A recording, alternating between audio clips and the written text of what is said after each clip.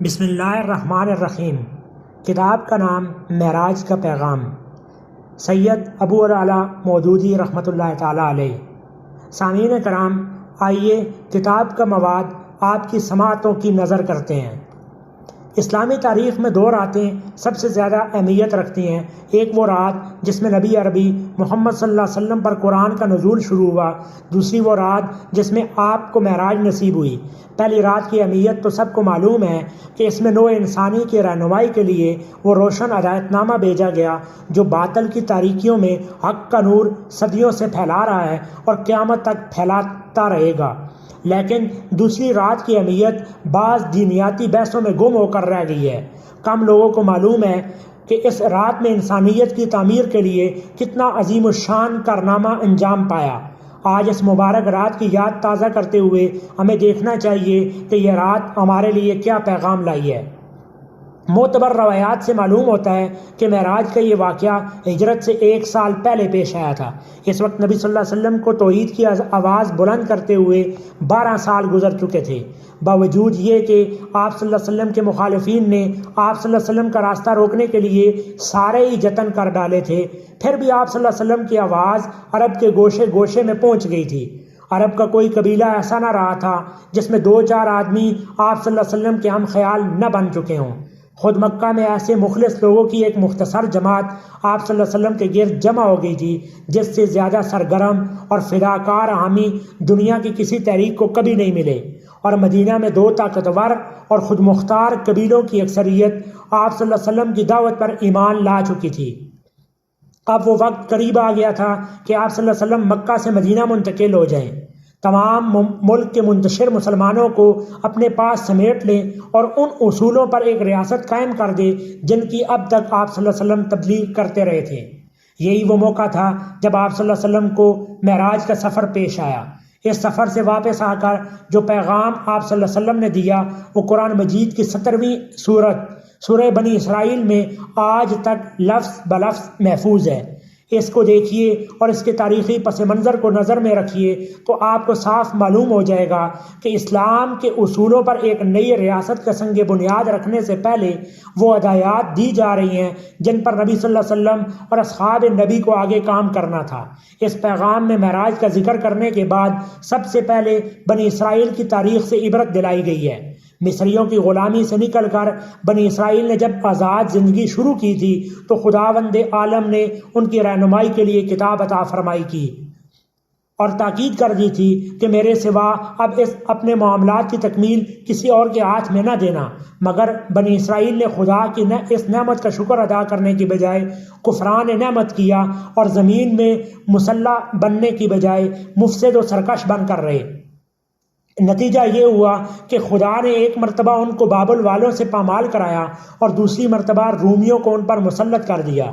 اس سبق آموز تاریخ کا حوالہ دے کر اللہ تعالیٰ نے مسلمانوں کو خبردار کیا ہے کہ صرف قرآن ہی وہ چیز ہے جو تمہیں ٹھیک راستہ بتائے گی۔ اس کی پیروی میں کام کرو گے تو تمہارے لیے بڑے انعام کی بشارت ہے۔ دوسری اہم حقیقت جس کی طرف توجہ دلائی گئی ہے وہ یہ ہے کہ ہر انسان خود اپنی ایک مستقل اخلاقی ذمہ داری رکھتا ہے۔ اس کا اپنا عمل اس کے حق میں فیصلہ کن ہے۔ سیدھا چلے گا تو آپ اپنا بھلا کرے گا، غلط راہ پر جائے گا تو خود ہی نقصان اٹھائے گا۔ اس شخصی ذمہ داری میں کوئی کسی کا شریک نہیں ہے اور نہ کسی کا بار دوسرے پر پڑ سکتا ہے۔ لہٰذا ایک صالح معاشرے کے ہر فرد کو اپنی ذاتی ذمہ داری پر نگاہ رکھنی چاہیے۔ دوسرے جو کچھ بھی کر رہے ہوں اسے پہلے فکر یہ ہونی چاہیے کہ وہ خود کیا کر رہا ہے۔ تیسری بات جس پر متنبہ کیا گیا ہے وہ یہ ہے کہ ایک معاشرے کو آخر کار جو چیزیں تباہ کرتی ہیں وہ اس کے بڑے بڑے لوگوں کا بگاڑ ہے۔ جب کسی قوم کی شامت آنے کو ہوتی ہے تو اس کے خوشحال اور مالدار اور صاحب اقتدار لوگ فسق و فجور پر اتر آتے ہیں، ظلم و ستم اور بدکاریاں اور شرارتیں کرنے لگتے ہیں، اور آخر یہی فتنہ پوری قوم کو لے ڈوبتا ہے۔ لہٰذا جو معاشرہ آپ اپنا دشمن نہ ہو اسے فکر رکھنی چاہیے کہ اس کے ہاں سیاسی اقتدار کی باغیں اور معاشی دولت کی کنجیاں کم ظرف اور بد اخلاق لوگوں کے ہاتھوں میں نہ جانے پائیں۔ پھر مسلمانوں کو وہ بات یاد دلائی گئی ہے جو قرآن میں بار بار دہرائی جاتی رہی ہے کہ اگر تمہارے پیش نظر صرف یہی دنیا اور اس کی کامیابیاں اور خوشحالیاں ہوں تو یہ سب کچھ تمہیں مل سکتا ہے، مگر اس کا آخری انجام بہت برا ہے۔ مستقل اور پائیدار کامیابی جو اس زندگی سے لے کر دوسری زندگی تک کہیں نہ مرادی سے داغدار نہ ہونے پائے، تمہیں صرف اسی صورت میں مل سکتی ہے جب کہ تم اپنی کوششوں میں آخرت اور اس کی باز پرس کو پیش نظر رکھو۔ دنیا پرست کی خوشحالی بظاہر تعمیر کی شان رکھتی ہے، مگر اس تعمیر میں ایک بہت بڑی خرابی کی صورت مضمر ہے۔ وہ اخلاق کی اس فضیلت سے محروم ہوتا ہے جو صرف آخرت کی جوابدہی کا احساس رکھنے ہی سے پیدا ہوا کرتی ہے۔ یہ فرق تم دنیا ہی میں دونوں طرح کے آدمیوں کے درمیان دیکھ سکتے ہو۔ یہی فرق بعد کی منازل حیات میں اور زیادہ نمایاں ہو جائے گا، یہاں تک کہ ایک کی زندگی سراسر ناکامی اور دوسری کی زندگی سراسر کامیابی بن کر رہے گی۔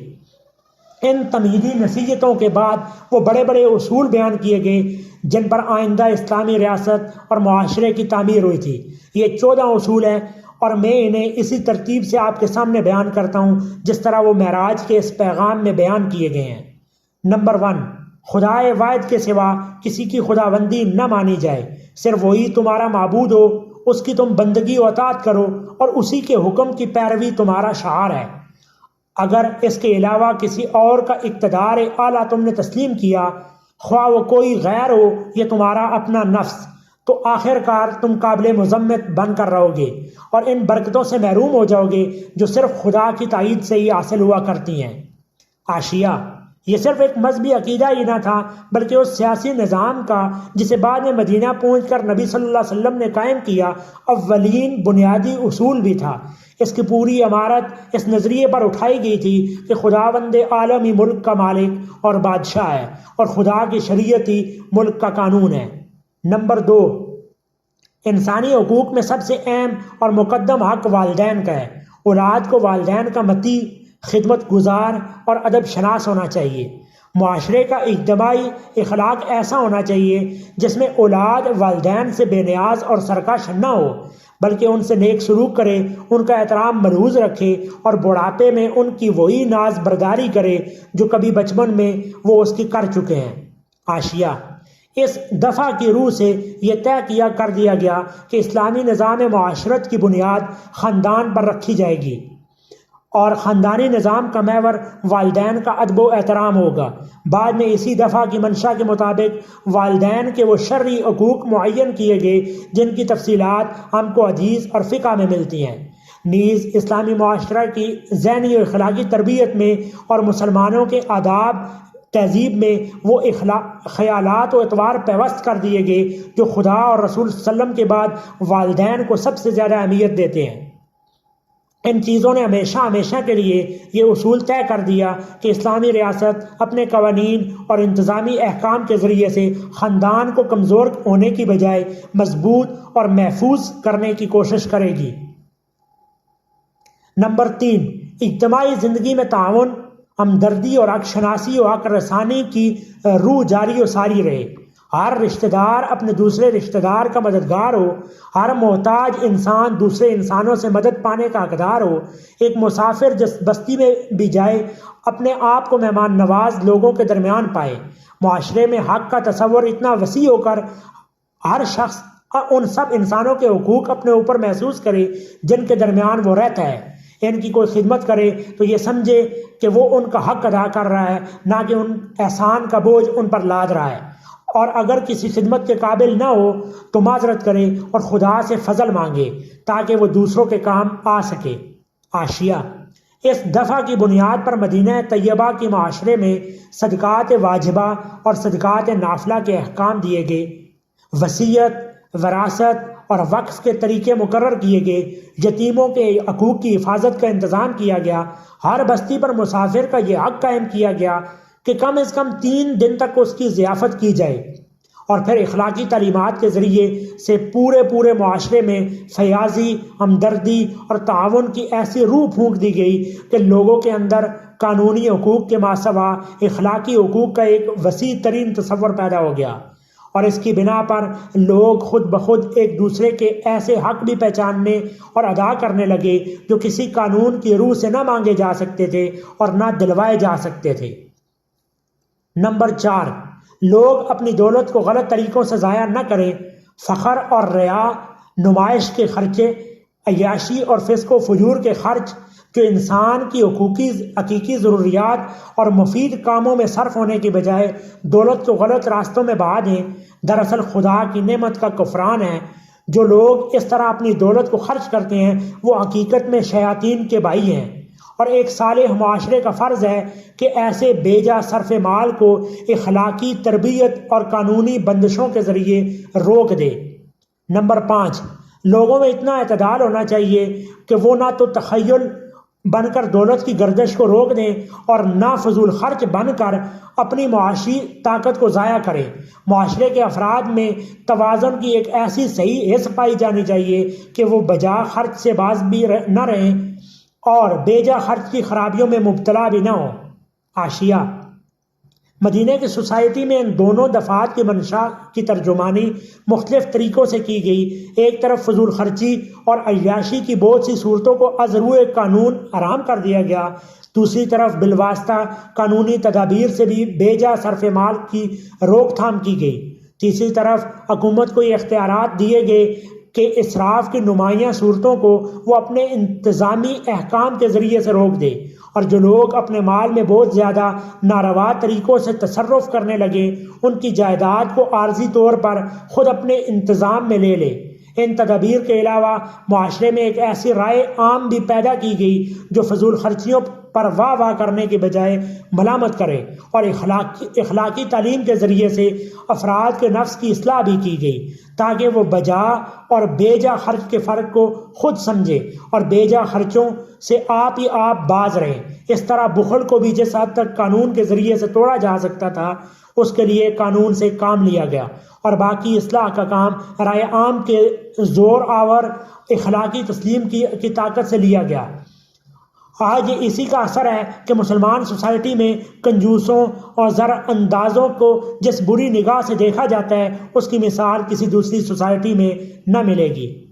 نمبر 6، خدا نے اپنے رزق کو تقسیم کا جو نظام قائم کیا ہے، انسان اپنی مصنوعی تدبیروں سے اس میں دخل انداز نہ ہو۔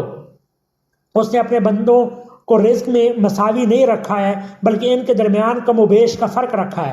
اس کے اندر بہت سی مصلحتیں ہیں جن کو وہ خود ہی بہتر جانتا ہے، لہٰذا ایک صحیح معاشی نظام وہی ہے جو خدا کے مقرر کیے ہوئے طریقوں سے قریب تر ہو۔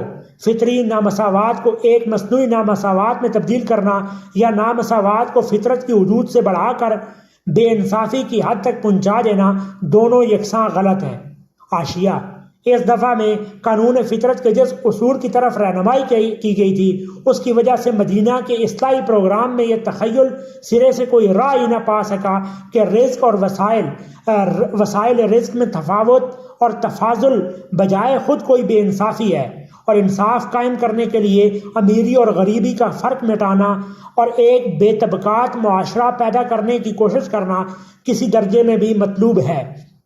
اس کے برعکس مدینہ طیبہ میں انسانی تمدن کو صالح بنیادوں پر قائم کرنے کے لیے جو رائے عمل اختیار کی گئی تھی وہ یہ تھی کہ فطرت اللہ نے انسانوں کے درمیان جو فرق رکھے ہیں ان کو اصل فطری حالت پر جوں کا توں برقرار رکھا جائے، اور دفعات 3، 4، 5 کے مطابق سوسائٹی کے اخلاق و اعتبار اور قوانین کی اس طرح اصلاح کر دی جائے کہ معاش کا فرق و تفاوت کسی ظلم و بے انصافی کا معجب بننے کے بجائے ان بے شمار اخلاقی اور روحانی اور تمدن فوائد کا ذریعہ بن جائے جن کی خاطر ہی دراصل خالق کائنات نے اپنے بندوں کے درمیان یہ فرق و تفاوت رکھا ہے۔ نمبر 7، ان نسلوں کی افزائش کو اس ڈر سے روک دینا کہ کھانے والے بڑھ جائیں گے تو معاشی ذرائع تنگ ہو جائیں گے۔ ایک بہت بڑی غلطی ہے جو لوگ اس اندیشے سے آنے والی نسلوں کو ہلاک کرتے ہیں، وہ اس غلط فہمی میں مبتلا ہیں کہ رزق کا انتظام ان کے ہاتھ میں ہے، حالانکہ رزاق وہ خدا ہے جس نے انسانوں کو زمین میں بسایا ہے۔ پہلے آنے والوں کے لیے بھی رزق کا سامان اسی نے کیا تھا اور بعد کے آنے والوں کے لیے بھی وہی سامان کرے گا۔ جتنی آبادی بڑھتی ہے خدا اسی نسبت سے معاشی ذرائع بھی وسیع کر دیتا ہے، لہٰذا لوگ خدا کے تخلیقی انتظامات میں بے جا دخل اندازی نہ کریں اور کسی قسم کے حالات میں بھی ان کے اندر نسل کشی کا میلان پیدا نہ ہونے پائے۔ حاشیہ: یہ دفعہ ان معاشی بنیادوں کو قطعی طور پر منہدم کر دیتی ہے جن پر قدیم زمانے سے لے کر آج تک مختلف ادوار میں ضبط ولادت کی تحریک اٹھتی رہی ہے۔ قدیم زمانے میں افلاس کا خوف قتل اطفال اور اسقاط عمل کا محرک ہوا کرتا تھا، اور آج وہ ایک تیسری تدبیر یعنی منع عمل کی طرف دنیا کو دھکیل رہا ہے۔ لیکن معراج کے پیغام کی یہ دفعہ انسان کو ہدایت دیتی ہے کہ وہ کھانے والوں کو گھٹانے کی تخریبی کوشش چھوڑ کر کھانے کے ذرائع بڑھانے کی تعمیری سعی میں اپنی قوتیں اور قابلیتیں صرف کرے۔ نمبر 8، زنا عورت اور مرد کے درمیان تعلق کی بالکل ایک غلط صورت ہے۔ اس کو نہ صرف بند ہونا چاہیے بلکہ معاشرے کے اندر ان اسباب کا بھی سدباب کیا جانا چاہیے جو انسان کو اس کے قریب لے جاتے ہیں۔ حاشیہ: یہ دفعہ آخرکار اسلامی نظام زندگی کے ایک وسیع باب کی بنیاد بنی۔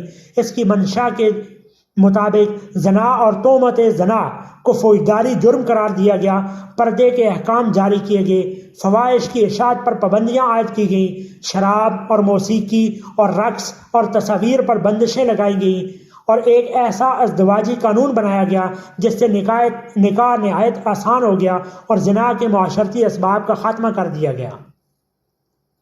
نمبر 9، انسانی جان کو اللہ تعالیٰ نے قابل احترام ٹھہرایا ہے۔ کوئی شخص نہ اپنی جان لینے کا حق رکھتا ہے اور نہ کسی دوسرے کی جان۔ خدا کی مقرر کی ہوئی یہ حرمت صرف اسی صورت میں ٹوٹ سکتی ہے جبکہ خدا ہی کا مقرر کیا ہوا کوئی حق اس کے خلاف قائم ہو جائے۔ پھر حق قائم ہو جانے کے بعد بھی خون ریزی صرف اس حد تک ہونی چاہیے جہاں تک حق کا تقاضا ہو۔ قتل میں اسراف کی تمام صورتیں بند ہو جانی چاہیے۔ مثلاً جوش انتقام میں مجرم کے علاوہ دوسروں کو قتل کرنا جن کے خلاف حق قائم نہیں ہوا ہے، یا مجرم کو عذاب دے دے کر مارنا، یا مار دینے کے بعد اس کی لاش کی بے حرمتی کرنا، یا ایسی دوسری انتقامی زیادتیاں جو دنیا میں رائج رہی ہیں۔ حاشیہ: اس دفعہ کی بنیاد پر اسلامی قانون میں خودکشی کو حرام کیا گیا، قتل عمد کو جرم ٹھہرایا گیا، قتل خطا کی مختلف صورتوں کے لیے خون بہا اور کفارے تجویز کیے گئے، اور قتل بالحق کو صرف 3 صورتوں میں مقید کیا گیا۔ ایک یہ کہ کوئی شخص قتل عمد کا مرتکب ہو، دوسرا یہ کہ کسی شادی شدہ مرد یا عورت نے زنا کا ارتکاب کیا ہو، تیسرا یہ کہ کسی شخص نے اسلامی نظام جماعت کے خلاف خروج کیا ہو۔ پھر قتل بالحق کا فیصلہ کرنے کے اختیارات بھی صرف قاضی شرع کو دیے گئے اور اس کا ایک مہذب ضابطہ بنا دیا گیا۔ 10، یتیموں کے مفاد کی اس وقت تک حفاظت ہونی چاہیے جب تک وہ خود اپنے بل بوتے پر کھڑے ہونے کے قابل نہ ہو جائیں۔ ان کے مال میں کوئی ایسا تصرف نہ ہونا چاہیے جو خود ان کے مفاد کے لیے بہتر نہ ہو۔ حاشیہ: یہ محض ایک اخلاقی ہدایت ہی نہ تھی بلکہ یتامہ کے حقوق کی حفاظت کے لیے اسلامی نظام حکومت میں قانونی اور انتظامی دونوں طرح کی تدابیر اختیار کی گئیں جن کی تفصیلات ہم کو حدیث و فقہ کی کتابوں میں ملتی ہیں۔ پھر اسی دفعہ سے یہ وسیع اصول اخذ کیا گیا کہ ریاست اپنے ان تمام شہریوں کے مفاد کی محافظ ہے جو خود اپنے مفاد کی حفاظت کرنے کے قابل نہ ہوں۔ نبی صلی اللہ علیہ وسلم کا ارشاد ہے، انا ولی من لا اولا لہ، اسی طرف اشارہ کرتا ہے، اور یہ اسلامی قانون کے ایک وسیع باب کی بنیاد ہے۔ 11، عہد و پیمان خواہ افراد ایک دوسرے سے کریں یا ایک قوم دوسری قوم سے کرے، بہرحال ایمانداری کے ساتھ پورے کیے جائیں۔ معاہدوں کی خلاف ورزی پر خدا کے ہاں باز پرس ہوگی۔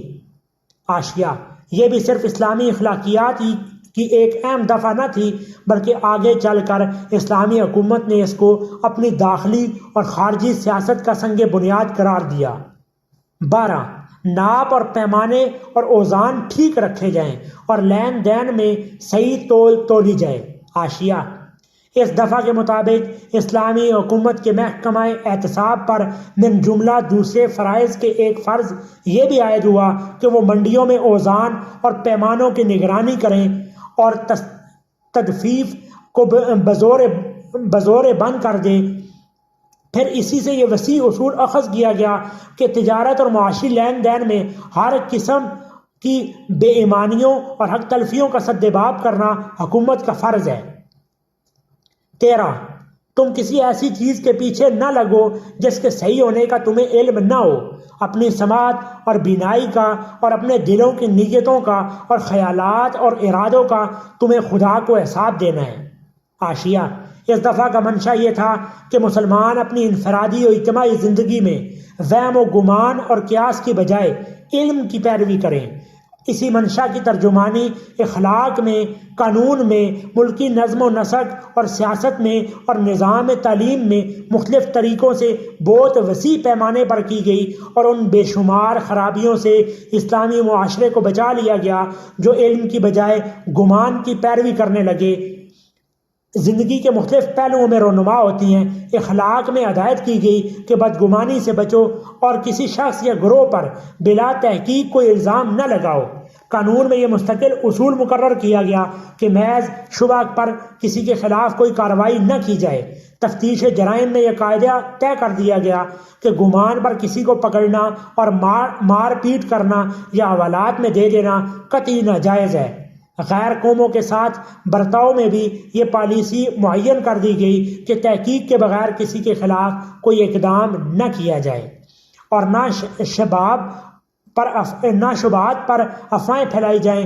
نظام تعلیم میں بھی ان تمام نام نہاد علوم کو ناپسند کیا گیا جو محض ظن و تخمین اور لا طائل قیاسیات پر مبنی ہیں، اور مسلمانوں کے اندر ایک حقیقت پسندانہ ذہنیت پیدا کی گئی۔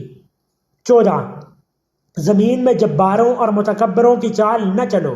تم نہ اپنی اکڑ سے زمین کو پھاڑ سکتے ہو اور نہ اپنے غرور میں پہاڑوں سے سربلند ہو سکتے ہو۔ یہ بھی محض ایک واعظانہ بات نہ تھی، بلکہ در حقیقت اس میں مسلمانوں کی پیشگی تنبیہ کی گئی تھی کہ ایک حکمران گروہ بننے کے بعد وہ غرور و تکبر میں مبتلا نہ ہو۔